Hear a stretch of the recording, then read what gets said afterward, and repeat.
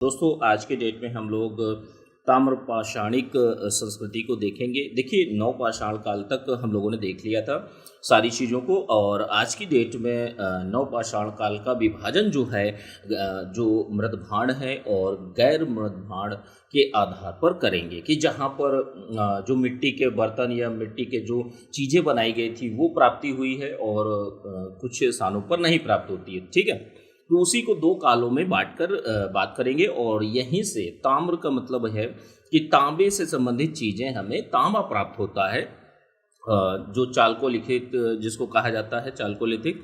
ठीक है, तो इन सारी चीज़ों के बारे में बहुत अच्छी तरीके से बात करेंगे। चलिए स्टार्ट करते हैं ताम्रपाषाणिक संस्कृति के बारे में, जो आपका चालकोलिथिक कल्चर है उसके बारे में। तो देखिए नवपाषाण काल को, जैसे जो नवपाषाण काल था, ठीक है, नवपाषाण काल को हम लोग दो भागों में बांटेंगे।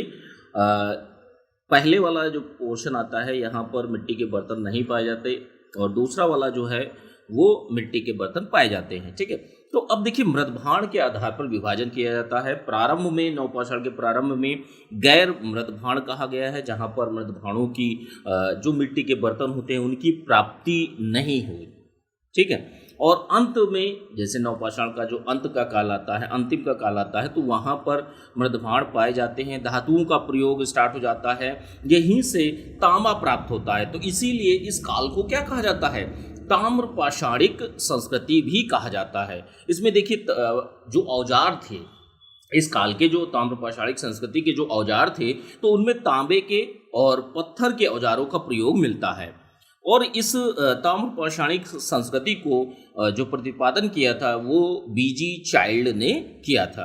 अब देखिए जो ताम्रपाषाणिक संस्कृति है उसके बारे में चीज़ों को देखा। अब उसके बाद दक्षिण भारत की संस्कृति जो महापाषाण संस्कृति है, जैसे इसके स्थलों को जो नवपाषाण के आपका ताम्रपाषाणिक संस्कृति है, तो इससे मैप के माध्यम से चीज़ों को देखेंगे। अभी इसके बाद अगला वाला जो पेज आएगा तो उसमें मैप के माध्यम से चीज़ों को देखेंगे। स्थल कौन कौन से हैं कि जैसे देखिए दक्षिण भारत की संस्कृति को पाषाणिक संस्कृति भी कहा जाता है। इनके स्थलों में जो मुख्य मुख्य स्थल हैं, बहुत ही ज़्यादा महत्वपूर्ण स्थल हैं, उसमें ब्रह्मगिरी है, मस्की है और पिपलीहल है। और पिपलीहल से ही ध्यान रखिएगा, पिपलीहल से ही आपके राख के ढेर के साक्ष्य भी प्राप्त होते हैं। उतनूर है, संगनकल्लू है। देखिए जो दक्षिण भारत की संस्कृति है उसमें फसलों का उत्पादन जो किया जाता था वो बाजरा और चना है।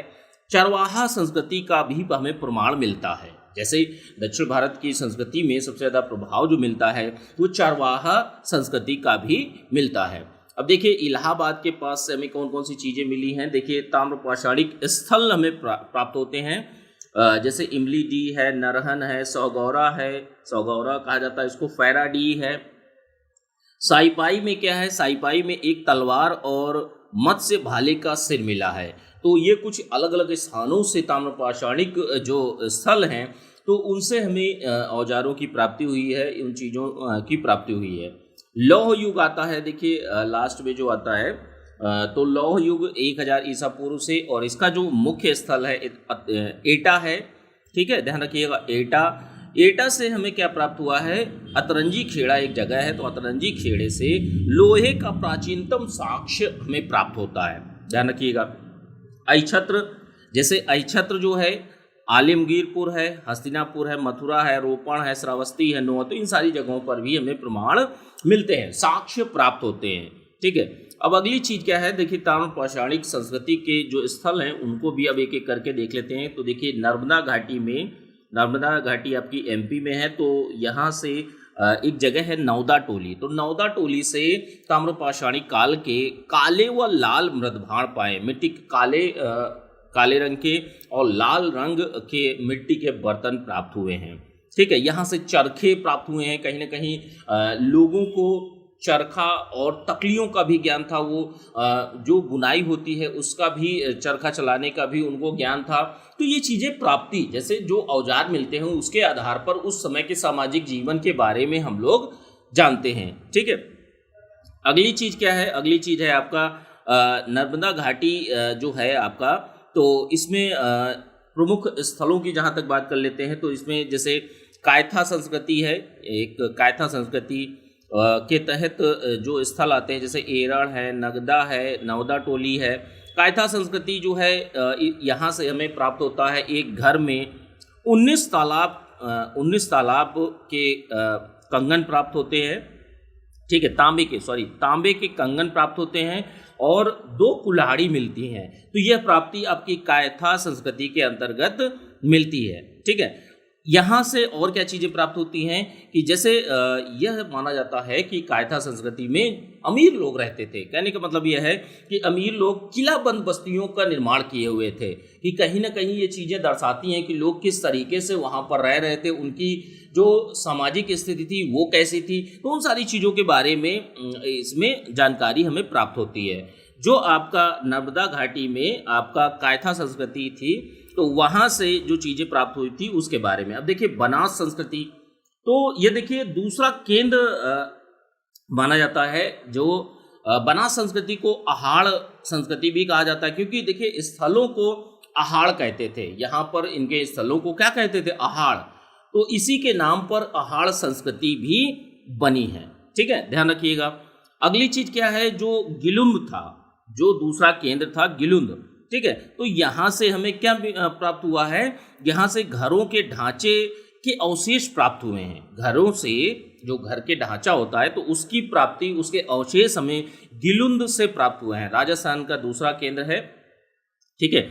ये आपका कहाँ पड़ता है? बनास घाटी में आपका पड़ता है। और काले और लाल मृदभाण भी हमें यहाँ से प्राप्त होते हैं। देखिए महाराष्ट्र की बात कर लेते हैं। महाराष्ट्र से ताम्रपाषाणिक स्थल कौन कौन से प्राप्त हुए हैं? इसमें देखिए जैसे जोरवे संस्कृति के अंतर्गत आते हैं क्षेत्र। और स्थलों की जहाँ तक बात करते हैं तो इसमें नेवासा है, दाइमाबाद है, और पुणे, चंदौली, सोनगांव, इनाम गांव। अब एक एक करके दाइमाबाद जैसे है, तो दाइमाबाद से क्या प्राप्त हुआ है हमें? तो जो मुख्य जहाँ पर बहुत ही ज़्यादा महत्वपूर्ण चीज़ें प्राप्त हुई हैं तो उनके बारे में बात कर रहे हैं। दाइमाबाद में क्या है कि रथ चलाते हुए मनुष्य के अवशेष हमें प्राप्त हुए हैं। और सांड, गैंडा, इन हाथी, इन सारी चीज़ों की जो आकृतियां हैं वो हमें प्राप्त हुई हैं। और ठोस धातुओं की हैं। ध्यान रखिएगा, सबसे बड़ी बात यही है कि यहाँ ठोस धातुओं की चीज़ें हमें प्राप्त हुई हैं, ठीक है। सांड, गैंडा, हाथी, इन चीज़ों की जो ठोस आकृतियां हैं वो हमें प्राप्त होती हैं। दाइमाबाद से एक चीज़ और मिली है, कलश समाधान भी हमें प्राप्त होता है। अब अगला स्थल है आपका इनाम गांव। तो इनाम गांव अभी आपका महाराष्ट्र में ही है। यहाँ 5 कमरों वाला मकान पाया जाता है, ठीक है। यहाँ से चूल्हा, मकान की प्राप्ति, ये सारी की सारी चीज़ें कि जैसे वहाँ पर लोग जीवन यापन किस तरीके से कर रहे थे, तो उन सारी चीज़ों के बारे में बताया गया है। अगली जो स्थल है, अगला स्थल जो है नेवासा है। तो नेवासा जो है जोरवे संस्कृति का प्रतिनिधित्व करता है। और पटसन के यहाँ प्राचीनतम साक्ष्य में प्राप्त होते हैं। मृतक को कलश में रखकर, ठीक है, मृतक को कलश में रखकर घर की फर्श के अंदर उत्तर से दक्षिण गाड़ते थे। तो ये कहीं ना कहीं धार्मिक तत्व भी हमें दिखाई पड़ता है। यह अंत्येष्टि का एक, अंतिम संस्कार का एक स्वरूप भी हमें दिखाई पड़ता है जो नेवासा से हमें प्राप्त होता है, ठीक है। तो ये आपकी पूरी की पूरी ताम्रपाषाणिक संस्कृति के बारे में जाना। अब इसके बाद ताम्रपाषाणिक और लौह युग के बाद में यहाँ से प्रॉपर हिस्ट्री आपको पढ़ने को मिलेगी सिंधु सभ्यता से, ठीक है, ध्यान रखिएगा। सिंधु सभ्यता या हड़प्पा सभ्यता। तो देखिए हड़प्पा का जो उत्खनन या अन्वेषण कार्य किया गया था, तो वो भारतीय पुरातत्व एवं सर्वेक्षण विभाग के एक व्यक्ति थे, जन्मदाता कहे जाते हैं अलेक्जेंडर कनिंघम, ठीक है। तो जो भारतीय पुरातत्व एवं सर्वेक्षण विभाग था, तो इसकी नींव कब रखी गई थी? नींव जो रखी गई थी वो आपके कर्जन के काल में रखी गई थी। और इसके जो पहले महानिदेशक थे वो जॉन मार्शल थे। अब हड़प्पा सभ्यता जो थी, तो हड़प्पा सभ्यता के स्थलों की खोज की जाती है, उन्हीं के आधार पर इसका नामकरण हो जाता है। तो सबसे पहले 1921 में दयाराम साहनी ने हड़प्पा की खोज की। 1922 में राखलदास बनर्जी खोज करते हैं मोहनजोदड़ो की। तो इसी के आधार पर जो आपके हड़प्पा सभ्यता रखी जाती है। अब देखिए इसी के आधार नामकरण किस तरीके से होता है कि जैसे हड़प्पा सभ्यता सबसे पहले खोजा गया पूरा स्थल था, तो इसी वजह से सबसे उपयुक्त क्या होता है? हड़प्पा सभ्यता बोल दिया जाता है। कभी कभी सिंधु सभ्यता कहा जाता है। तो देखिए सिंधु सभ्यता में क्या है कि ये चीज़ें पहले से रही हैं, ये चीज़ें पहले सिंधु जो क्षेत्र है, सिंधु नदियाँ और जो इसकी सहायक नदियाँ हैं उनके आधार पर चीज़ें बताई जाती हैं और यह उपयुक्त भी माना जाता है। लेकिन बाद में यह जो अन्य स्थल खोजों के साथ में यह जो प्रमाण रहता है कि भाई सिंधु सभ्यता इसका नाम रखा जाना चाहिए, लेकिन जैसे ही अलग स्थान पर जो चीज़ें मिलने लगती हैं, पूरा स्थल मिलने लगते हैं, तो फिर सिंधु सभ्यता रखना उपयुक्त तो नहीं मानते हैं। जो वैज्ञानिक लोग रहते हैं वो फिर ये कहते हैं कि भैया ये नहीं ठीक है। ठीक है, इसके बाद में क्या होता है कि जैसे जो सिंधु सभ्यता के जैसे सिंधु सरस्वती सभ्यता इसको कहा जाता है, तीसरे नामकरण क्या कहा जाता है, सिंधु सरस्वती सभ्यता। अब देखिए 1947 से सभ्यता से 40 बस्तियों का हमें यहाँ से पता चलता है, लेकिन अब यहीं पर क्या होता है 1100 बस्तियां अन्य क्षेत्रों में भी प्राप्त हो जाती हैं। तो जिससे क्या है, लोग कहने लगते हैं भाई इसको सिंधु सरस्वती सभ्यता नहीं रखना चाहिए, सरस्वती नदी भी विलुप्त हो जाती है। तो इस आधार पर कहते हैं, कुछ लोग कहते हैं कि कांस्य युगीन सभ्यता होनी चाहिए। कांस्य युगीन सभ्यता का मतलब यह है कि देखिए सिंधवासियों ने पहली बार क्या किया था, पहली बार तांबे में टिन मिलाकर कांसा तैयार किया था। तो इसीलिए लोग क्या है, लोग कहने लगे कि भाई इसको नाम दिया जाना चाहिए कांस्य युगीन सभ्यता।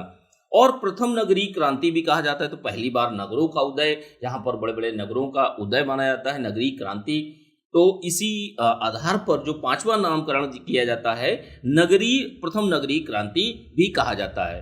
ठीक है, तो सबसे उपयुक्त जो है वो आपका हड़प्पा सभ्यता ही सबसे उपयुक्त नाम रहता है। अब देखिए काल का निर्धारण जो है, निर्धारण की बात करते हैं तो इसके अलग अलग निर्धारण किए गए हैं काल निर्धारण में। तो पहला जो है कार्बन डेटिंग के आधार पर कहा जाता है 3500 से 1300 ईसा पूर्व। दूसरा काल निर्धारण जो है 2500 से ईसा पूर्व से 1500 ईसा पूर्व, यह मार्टिन व्हीलर ने दिया था। अगला जो नामकरण है ये सबसे उपयुक्त माना जाता है, ध्यान रखिएगा, यह जो है ये सबसे उपयुक्त माना जाता है। क्यों माना जाता है इस पर भी चीजें बात करेंगे। 2350 से 1750 ईसा पूर्व, तो ये हड़प्पा का काल माना जाता है। डीपी अग्रवाल के द्वारा इसका प्रतिपादन किया गया था, क्योंकि देखिए 1750 से सभ्यता का पतन शुरू हो जाता है और 1500 तक आते आते पूरी तरीके से यह नष्ट हो जाती है। तो इसलिए जो सही अर्थों में जो इसका काल निर्धारण है वो 2350 से 1750 तक माना जाता है। और एक निर्धारण इसका किया गया है, अलग अलग निर्धारण, कि जैसे 3250 से 2750 ईसा पूर्व के बीच में भी दिया गया। यह विभाजन जो किया था जॉन मार्शल के द्वारा किया गया था। अगला जो विभाजन है 2800 से 2500 ईसा पूर्व, ये जो विभाजन दिया गया था मैके के द्वारा। मैके ने क्या किया था, मैके ने भाई मोहनजोदड़ो का उत्खनन करवाया था, तो इसलिए मैके महाशय क्या कहते हैं कि भाई ये वाला हमारा विभाजन सही है। अगला विभाजन जो है एमएस वत्स के द्वारा दिया जाता है। यह विभाजन कब दिया जाता है, देखिए 3500 से 2500 ईसा पूर्व कहा जाता है एमएस वत्स के द्वारा, क्योंकि इन्होंने हड़प्पा का उत्खनन कार्य करवाया था, खोज नहीं की थी, उत्खनन कार्य करवाया था, तो इसलिए। अब देखिए उद्भव की जहाँ तक बात की जाती है तो हड़प्पा सभ्यता की इसका आदि और अंत का पता हमें नहीं चल पाता, क्योंकि अत्यंत विकसित अवस्था में पाई जाती है। तो अब इनके कुछ उद्भव के मामले में कुछ विदेशी और स्वदेशी मत भी हमें प्राप्त होते हैं। अब स्वदेशी और विदेशी, सबसे पहले तो विदेशी मतों को बात करेंगे कि विदेशी मतों में जो विदेश के लोग थे तो उन्होंने कैसे कहा कि हड़प्पा सभ्यता का विकास कैसे हुआ। तो यहाँ पर जो चीज़ें आती हैं, मार्शल है, व्हीलर है, गार्डन चाइल्ड हैं, क्रेमर है, डी कौसाम्बी हैं, तो ये सारे के सारे व्यक्ति क्या कहते हैं, ये कहते हैं, इनका मत था कि सिंधु सभ्यता का उद्भव जो है मेसोपोटामिया की सुमेरियन सभ्यता से हुआ है। मिस्र के लोग भारत आए और उन्होंने अपनी सभ्यता का प्रचार प्रसार यहाँ पर किया, क्योंकि यहाँ की कुछ समानताएं, जैसे यहाँ पर अन्नागार प्राप्त हुआ तो सुमेरियन सभ्यता में भी अन्नागार प्राप्त हुआ, और भी अन्य समानताएं हमें प्राप्त होती हैं। ठीक है, इसके आधार पर कहा गया। देसी मत में क्या है कि जैसे देसी मत जो कहा जाता है तो उसमें असमानताएं हैं कुछ, कि जैसे हड़प्पा में पक्की ईंटों का प्रयोग मिलता है, जो प्रकृति है, ठीक है, जो लिपि है वो भाव चित्रात्मक है। सुमेरियन सभ्यता में क्या है, सुमेरियन सभ्यता में कच्ची ईंटों का प्रयोग किया गया है और वहाँ की जो लिपि है किलाक्षर है। तो इस आधार पर जो असमानताएं हैं वो मानी जाती हैं। देसी मतों में जैसे स्थानीय संस्कृति से विकास हुआ है, हड़प्पा सभ्यता का कैसे हुआ विकास, स्थानीय जो संस्कृति है उसके माध्यम से हुआ है। अब इसमें क्या होता है कि जैसे ईरानी व्यक्ति हैं, बलूचिस्तान के व्यक्ति हैं, तो इनसे जो है सिंधु सभ्यता जो हमारी है वो हड़प्पा सभ्यता है उसका विकास हुआ है। बलूचिस्तान की जो संस्कृति है कुल्ली नाल संस्कृति है और राजस्थान की सोती संस्कृति, तो इनका दोनों का मिलान जो है ज़्यादा तार्किक माना जाता है। क्यों तार्किक माना जाता है? क्योंकि देखिए बहुत सारे विचारक हिस्टोरियन थे, फेयर सर्विस हो गए, अमलानंद घोष हो गए, SR राव हो गए, DP अग्रवाल हो गए, तो इन्होंने कई समानताएं देखी हैं। कालीबंगा से पूर्व सिंधु सभ्यता के अवशेष हमें मिलते हैं जो कि सोथी संस्कृति से भी मिलते हैं। ठीक है, जैसे जो कालीबंगा है, तो यहाँ से हमें अवशेष मिले और इसको माना जाता है कि सिंधु संस्कृति के अवशेषों के साथ इनकी समानताएं पाई जाती हैं। अमलानंद घोष ने बताया था कि भाई राजस्थान की जो सोती संस्कृति है वही सिंधु सभ्यता के अवशेषों में समानता पाई जाती है। मृदभाण जैसे जो आधार दिया जाता है किसी न किसी चीज के आधार पर दिया जाता है, तो यहाँ पर मृदभाणों में समानता मिलती है हमें। छल्लेदार जो घोड़े वाले बर्तन थे, तो इन सारी चीजों के आधार पर सोती संस्कृति राजस्थान की और सिंधु सभ्यता के अवशेषों में समानता मान ली जाती है। तो इसीलिए माना जाता है कि भाई जो विकास हुआ है वो इन्हीं संस्कृतियों, स्थानीय संस्कृतियां जो थी, इन्हीं के माध्यम से सिंधु सभ्यता का विकास हुआ है। ठीक है, तो इन सारी चीज़ों को देसी और विदेशी मतों के आधार पर चीज़ें देखी जाती हैं, लेकिन सबसे उपयुक्त जो माना जाता है वो आपका देसी यानी स्थानीय मत ही माना जाता है। ठीक है, तो इस लेक्चर में हम लोगों ने ताम्र पाषाणिक की कुछ चीज़ों को देखा, लौह युग को देखा। अब आगे जो चीज़ें हैं, अब आगे हड़प्पा कालीन स्थलों को, बाकी सारी चीज़ों को, किस तरीके से क्या चीज़ें घटित हुई, उन सारी चीज़ों को अगले वाले लेक्चर में देखेंगे। तो अच्छे से दोस्तों आप लोग तैयारी करते रहिए। ठीक है।